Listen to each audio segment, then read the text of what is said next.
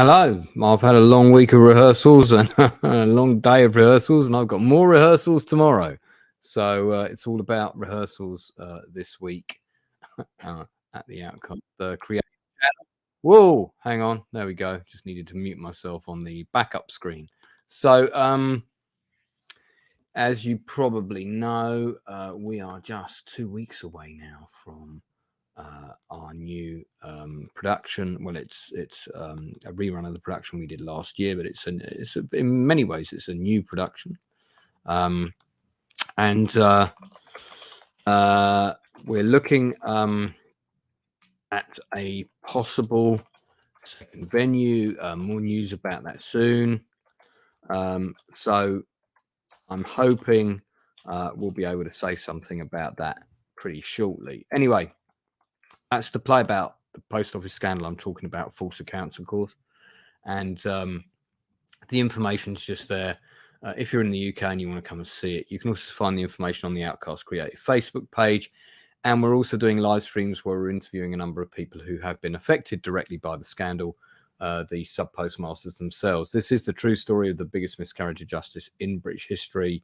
It's not going away anytime soon. The post office inquiry is actually ongoing into the scandal, and phase 3 of it just wrapped up today, and I have just been watching the closing comments about that.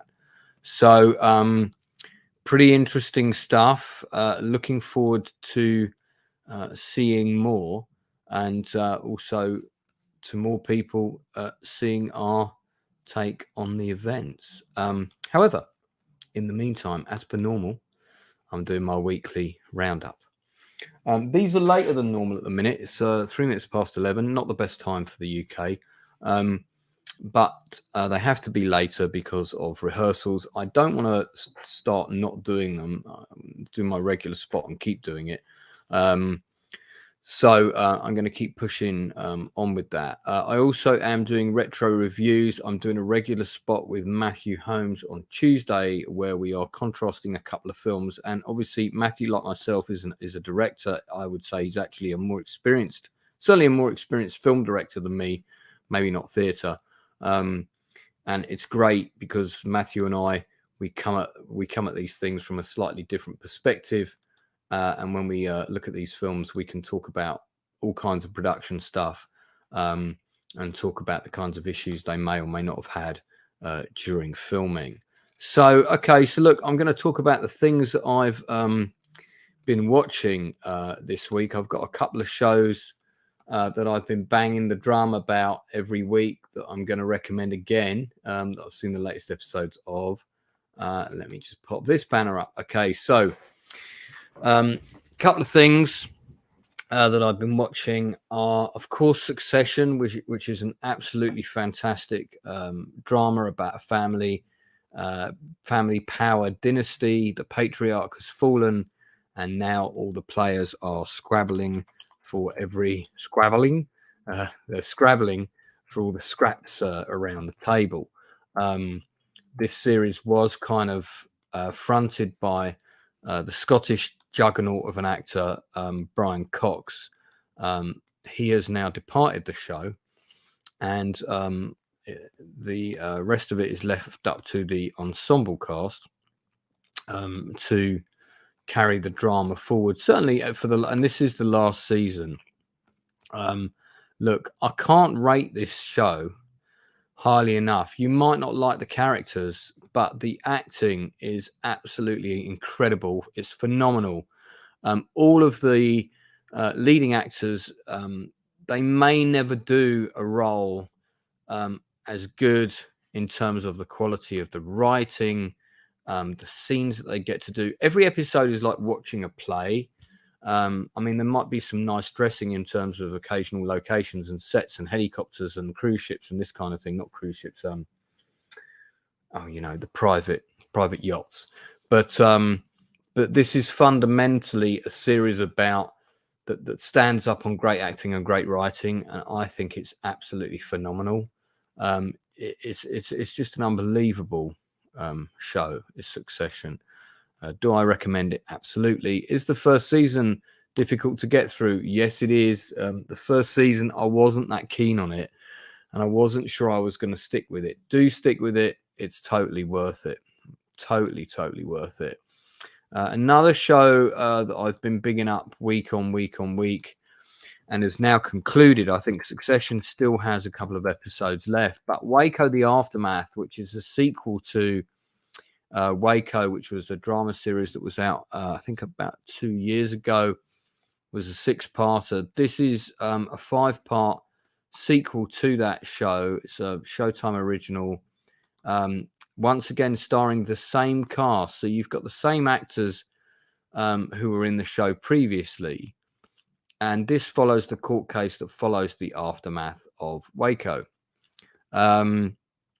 It's really good. It's just incredible acting. I talked about this last week. Michael Shannon and Giovanni Ribisi are having an incredible time. I'm going to flag Kean Johnson as an actor to watch. Now, this lad had a small part in Midway. Really enjoyed him in that film. And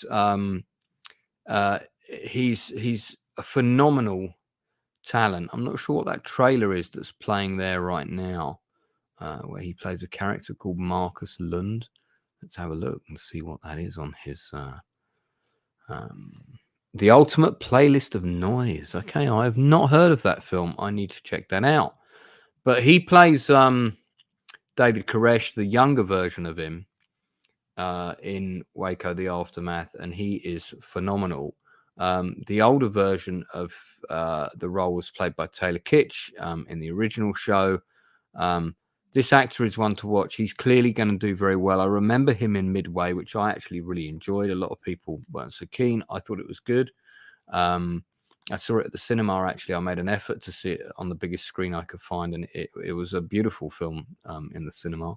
So this is, as I said, it's the true story of really what happened after the siege at Waco, the court case between the Branch Davidians and the US government, basically. Now, it doesn't matter where you fall on the political side of that, because I would say that the show doesn't have an outright bias towards one side or the other. The clients of Giovanni Ribisi's character, who are the survivors from Waco, are complex and difficult people. They're not the best people for eliciting sympathy from you.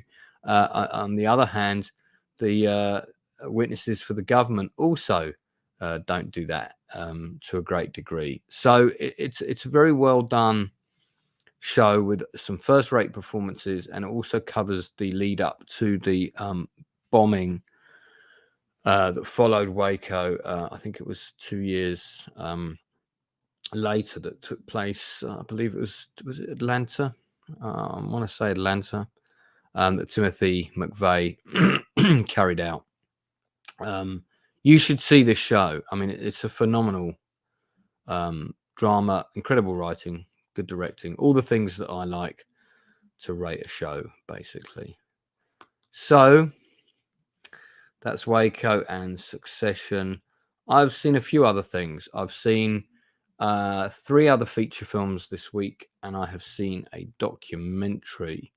I'm going to talk about the documentary first, and this is an unusual one for me. I'm not really, because this is somebody who I didn't know a lot about, but I knew what I saw in the press, okay, about this individual. They've made a documentary about them. It's on Netflix, and I have to say, I found it very interesting, simply because I felt like I'd had such a one-sided view before about Anna Nicole Smith. As is the case with a lot of documentaries these days, it's incredibly well made, with participants from the actual story, people who knew her well, former lovers, this kind of thing. And for some reason, there's quite a bit of footage of recorded phone calls, which I'm not quite sure how they got those. But it's a very interesting tale, and she is ultimately an extremely tragic character. And was without doubt used by a lot of people around her who did not have her interests at heart. But I think also she was quite willing to lie and be quite manipulative. And I think it comes out in the documentary. Spoiler alert, by the way, if you don't want to know these things, jump off now. It comes out in the documentary that she told a lot of lies about her sort of personal history, that there was abuse within her family, which wasn't necessarily true. In fact, I think it's pretty much proven in the documentary that it really wasn't true. And she was quoted as saying by her mother, "But Mum, if I lie, people find it more interesting." She modeled herself very much on Marilyn Monroe. And I think found it difficult to formulate relationships with people who, I guess, had her heart at their heart. And subsequently, I think it's fair to say she went through a pretty rough time. She got addicted to prescription pain medication fairly young. And that was a feature throughout her life, which I didn't know about, actually. I wasn't aware of her troubles in that area.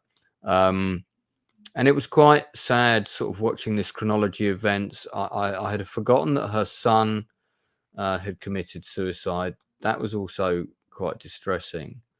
Hey, Corey, good to see you, man. Just doing my weekly roundup. And look, whether you're interested in the subject matter or not of Anne Nicole Smith, all I will say is it's a very well-made documentary that actually piqued my interest in just knowing a bit more about her. Now, this is her son who passed away, I think, about a year before she did. She passed in 2007. That's right, he passed in 2006. And he was only 20. And he died in the Bahamas. Well, welcome to the club, friend. And I think it was I believe it was a suicide. I believe it was an overdose. I might be wrong about that. Tragic thing. He was quite a shy guy. He didn't formulate a lot of relationships. The film gave me a really big insight into the relationship between her and her son, and how he fitted in the life and where all of that worked. I really felt for I really felt for him, and it was it's kind of a shame what happened there. But she's not the most sympathetic of characters. I think it's adored by millions but loved by few was the tagline for the documentary. But it is a good documentary. So if it tickles your beak, is that a phrase? It is now. Maybe I should put that on a t-shirt. If it tickles your beak. That's right up there with Don't Be a Cockwomble. I can recommend it. It's good. I haven't rated it actually yet on the star meter or whatever. Not the star meter, the out of 10 on IMDb here. It doesn't seem to have that up yet. Oh wait, no, that's the profile for her. My God, I'm being such an idiot. So let us go back a little bit. Let's wake up the aftermath. Anyway, I would give it about probably about 8 out of 10, I think, for the Anne Nicole Smith documentary. All right, so what else have I seen? Well, I also saw Mother, or The Mother, to be more precise. Yeah, I'm gonna confess I fell asleep in this one. And I don't know whether that was because it was bad or because it was tired. I was so tired, or because of a combination of the two. I want to be a bit clear about that. This is starring Jennifer Lopez as a kind of kick-ass, cool, frosty, retired assassin sniper type whose daughter has grown up without her. Her daughter doesn't know her. And her daughter is under threat and being used as a leverage card to bring her back for one last job. If that plot sounds familiar, that's because it is. It's not a bad film, though. I mean, the opening 5 minutes is pretty good, pretty gripping. It's got a good supporting cast. You've got Gail Garcia Bernal, who's a pretty accomplished actor if you look him up. You've also got Joseph Fiennes, kind of playing, I guess you'd call him the archetypal villain. Jennifer Lopez has made some effort to not go too glam with her character, which is a good thing. Omar Hardwick's in it. The actress who plays her daughter, Lucy Perez, is actually pretty decent, not bad at all. I was pleased to see that for the most part she's got minimal makeup and so on. But it's just not particularly original. But I quite enjoyed it. Oh, I didn't know that Affleck and Lopez were back together. That's kind of sweet if they are. Good luck to them, because any relationship surviving in the industry or Hollywood is to be admired and commended, because it's a very difficult industry to work in when you both are in it and have your relationship survive. I'd like to flag up Eddie Falco, who's an actor I absolutely love. She has a fairly small role in the movie. She was also, I think, in I want to say that she's an American Crime Story, Hillary Clinton. That's right. She was amazing as Clinton. Really, really good. She was also great in Law and Order True Crime as Leslie Abrahamson, the lawyer who defends the twin brothers who were convicted of murdering their parents. If anyone in the chat knows who I'm talking about, the Jimenez brothers, I think. Feel free to fire me back on that one, but I'm pretty sure it was the Jimenez brothers. The rest of the cast is perfectly competent. There isn't anybody brand new apart from the daughter that I kind of want to jump on and say, hey, look out for this person, as I like to do. It does feel like a screenplay of many cooks. And as we can see, there are 4 people on it. 3 people, sorry. So that's true. Nikki Caro, who directs it, does a good job. So she's a Wellington-born New Zealand director. That's very nice. She directed Whale Rider. I love Whale Rider. Great film. And I have seen a couple of her other films, actually. I think I've seen The Zookeeper's Wife. She did the live-action Mulan. Okay. Well, not everyone can be a winner. I think I've seen North County as well. I feel like I've seen this movie. Yeah, right. With the court case and Charlize Theron, she really got behind this film, got it funded. And yeah. I'm like watching this again, actually. North Country. It'd be good to see that. It'd be good to watch that again. Because I think I kind of, when I remember watching it, I think I was distracted and there was like stuff going on, So I don't think I gave it a proper watch. Anyway, The Mother, do I recommend it? Well, I've got to be honest, I can't answer that because I haven't seen the whole film because I fell asleep. The first half an hour of it was pretty decent, but it just, I don't think it's not anything I haven't seen before, but I give her a props. Jennifer Lopez is pretty good in it. She's really trying hard to do something different. And she's definitely glammed down. There are lots of scenes where she's wearing almost no makeup at all, which I actually think she looks great without any.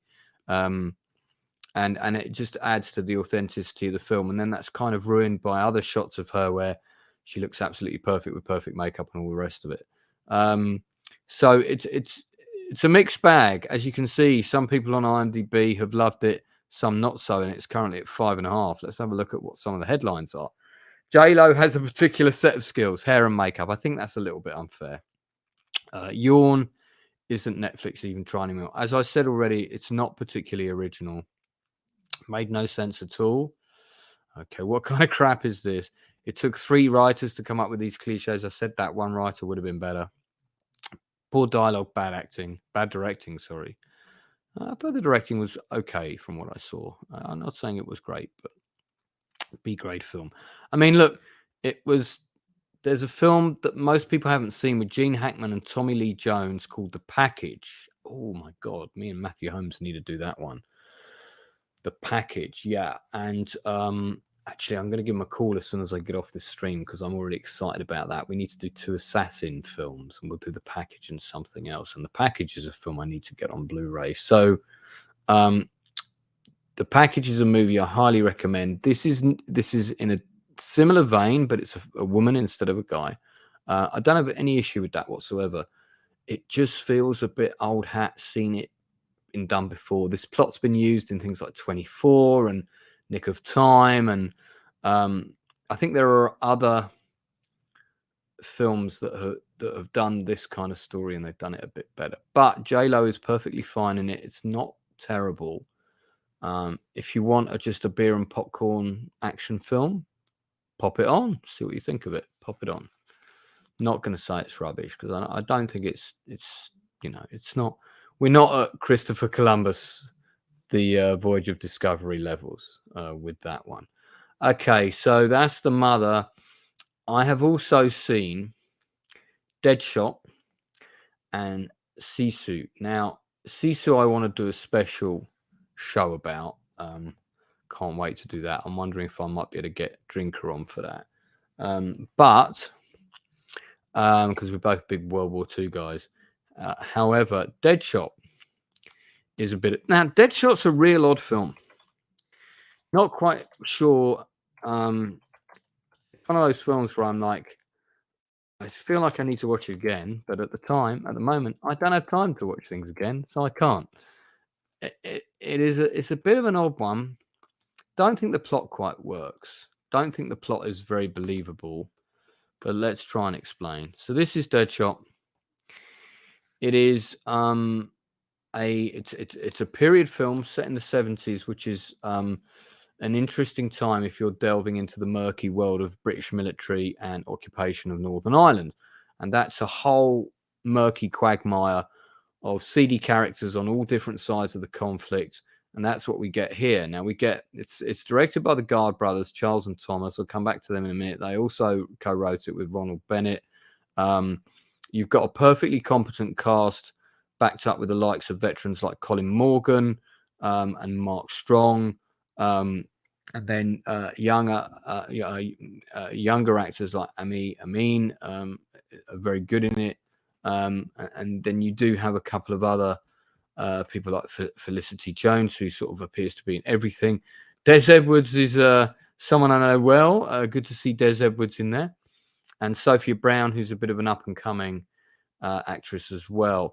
The story basically revolves around Colin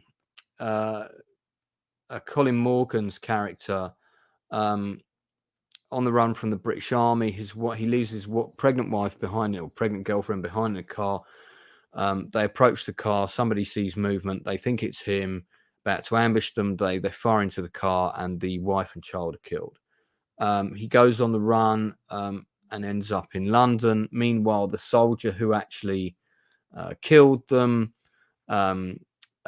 is sort of recruited by Mark Strong's character, a sort of shadowy figure working for the British government. And he says, look, the charges for your overzealous checkpoint actions will be ignored if you come and work for me. And in the meantime, Colin Morgan and Felicity Jones are trying to set off bombs in London, and he's got his own mission to potentially kill the love interest, Sophia Brown, of the soldier who killed his lover, as well as carrying out his own mission. The production design is pretty good. It's very convincingly set in the 70s. Des, you're looking cracking there, mate. You know what? I didn't recognize you in the film. Loving the hair. It's not a bad film. It was very watchable, but I just didn't believe it. The plot was just kind of the wrong side of preposterous for me, and I just didn't buy into some of the things that happened. I mean, a massive bomb goes off in Paddington Station. We know that never happened in real history, but the film tries to feel very grounded. It tries to feel historic. So I don't think you can be setting off bombs left and right that didn't go off left and right if you're trying to ground your backstory in actual history. But it has got lots of things to recommend it. The production design is very good. Mark Strong, even on his most average day, is 10 times better than most actors on the planet. Worth seeing for Desmond's hair alone, surely. Let's go back to that shot. Fantastic stuff. There's some good action scenes. There's some decent acting. I just don't think it holds together. It's a 6.5 to 7 out of 10 for me. Probably a 7. Probably a 7, I think, because there's enough there to push it up to a 7. It's a decent film. It's not a great movie. But I was entertained. So what more can you ask for? That is Deadshot. Sisu, I'm feeling like maybe I'll cover. Oh, no, let's talk about it a little bit. We'll talk about it a little bit. Seeing as, I've got a massive viewing figure of 1 people watching right now, I feel I'm loyal to my customer base and we'll hang in there. So feel free to comment on the chat, whoever you are. Yeah, I mean, the short synopsis really says it all. An ex-soldier who discovers gold in the Lapland wilderness tries to take the loot into the city. Nazi soldiers led by a brutal SS officer battle him, and they actually try to take the gold from him. This is like Quentin Tarantino on speed, this movie. It's a fantastic film about this guy. Mind you, that was pretty grim, wasn't it? Chasing after these soldiers who have already wronged him. The first action scene in the film kind of comes out of nowhere. It's extremely well done. The production design is a bit of a mishmash. So they've got the period correct uniforms and kit and stuff like that. Everybody feels appropriately filthy. It's a war-torn landscape in 1944. I'm guessing near the Finnish border, or certainly the eastern Baltic states. I think they've got a couple of things like so this is all nice little shots of the cast.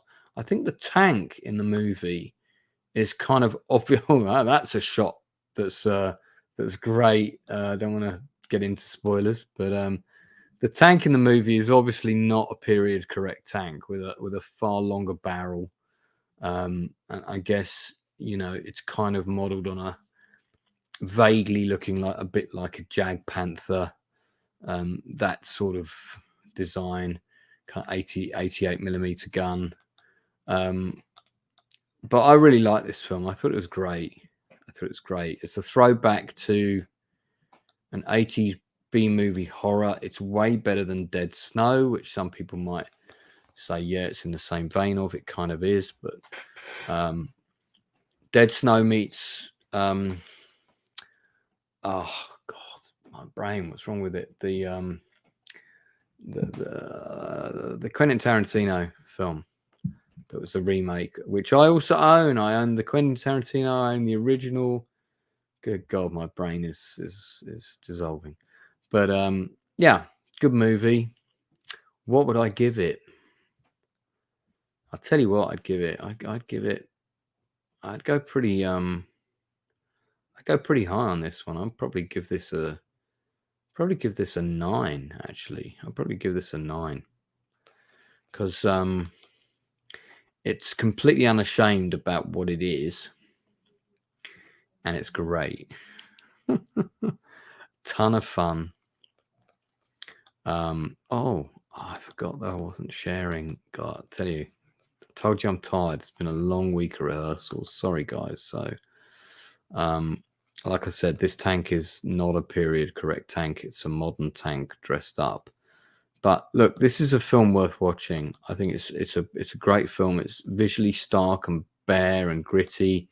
Have a feeling a Drinker Recommends review will be coming for this one pretty soon. I like all the actors. Love the action.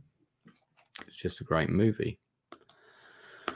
All right, well, I think that's it from me. This is a bit shorter than normal because if I haven't got a co-host, I like to wrap them up pretty soon. Next Tuesday, Matthew Holmes and I are going to be doing a review and contrast of 2 similar movies. Coming up down the road, we have Alexander and Kingdom of Heaven. We're going to be doing together. We're going to be doing Alien 3 and Alien 4 together. And we're going to be doing, was another one we decided we were going to do. Robin Hood, Prince of Thieves, and Patrick Bergin's Robin Hood. All films I've got loads to talk about and personal stories to tell. But I'm going to see if we can do the package with Gene Hackman. I really like that movie, and Tommy Lee Jones, and I'm not sure if Matt's even seen it. So let's see if we can do the package next Tuesday, and I'll find another film about some kind of Cold War assassination plot, that kind of movie. We'll see what we can come up with that's similar. I'm sure there's something out there. Okay, so that's it from me. So I just want to say thank you to all the new subscribers. There have been a few, so thank you very much for joining the Outcasts Creative, where we talk all things creative and support independent creative projects as well. So I will be back again next Wednesday for the roundup. I'll be back on Tuesday. I think we've also got a live stream coming up. Yeah, I have a live stream this Friday at 8 o'clock. So that will be with some of the cast from False Accounts, production team, could be anybody. And then I will also be, I hope there'll be at least one postmaster on that interview, and maybe somebody else from connected to the Horizon Post Office scandal. In the meantime, thank you for tuning into my channel. Hope it's proved interesting. Like I said, I do normally try and get a co-host on for these if I can, but no one was available today, sadly. But in the meantime, please look after yourself out there, and never forget to tell the people that you care about the most that you love them. If you haven't done it for a while, pick up the phone and do it in person, because you know what, when people get phone calls like that, they really do appreciate it. And I'll see you again real soon.